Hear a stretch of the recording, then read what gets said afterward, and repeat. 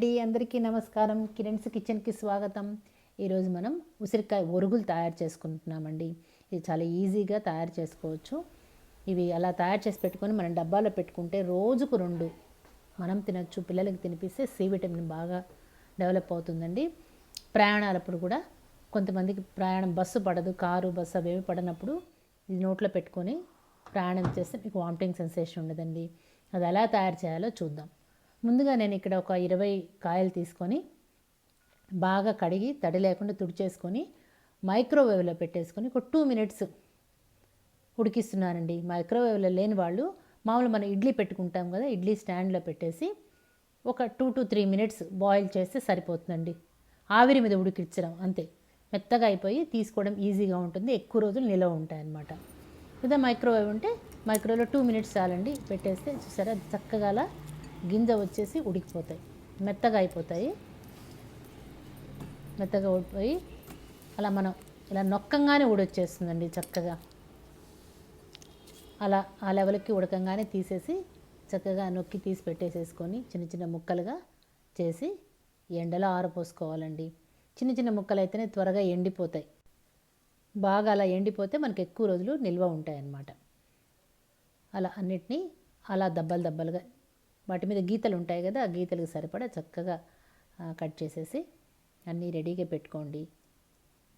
Colour ఏమాత్రం మారకుండా చక్కగా ఉంటాయండి. అవి బాగా ఎండితేనే మనకు మళ్ళీ బూజు పట్టకుండా అలా అవ్వకుండా ఎక్కువ రోజులు నిల్వ ఉంటాయండి. ఊరికి అలా అనగానే చక్కగా వచ్చేస్తాయి అన్నమాట.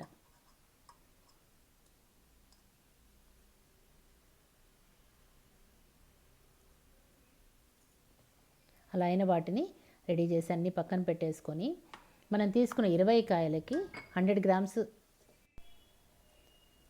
గ్రామ్స్ నుంచి ఒక 200 గ్రామ్స్ లేతగా ఉన్న అల్లం తీసుకున్నానండి. ఒక స్పూన్ నిండుగా జీలకర్ర, లేదు ఇంకొద్ది ఘాటుగా కావాలంటే ఇంకొద్దిగా అల్లం జీలకర్ర ఎక్కువ వేసుకోండి. వేసుకొని బాగా మిక్సీకి వేసి పేస్ట్ లాగా తయారు చేసుకోవాలండి. పేస్ట్ని మనం ఉడకబెట్టుకున్న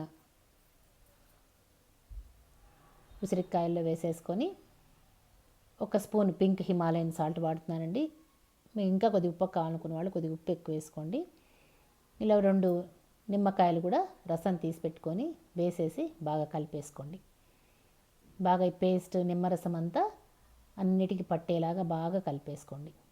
ఉడుకున్నాయి కాబట్టి తడి మీదనే త్వరగానే బాగా మిక్స్ అయిపోతాయండి. బాగా అబ్జర్వ్ చేసేసుకుంటాయి మొక్కలన్నీ.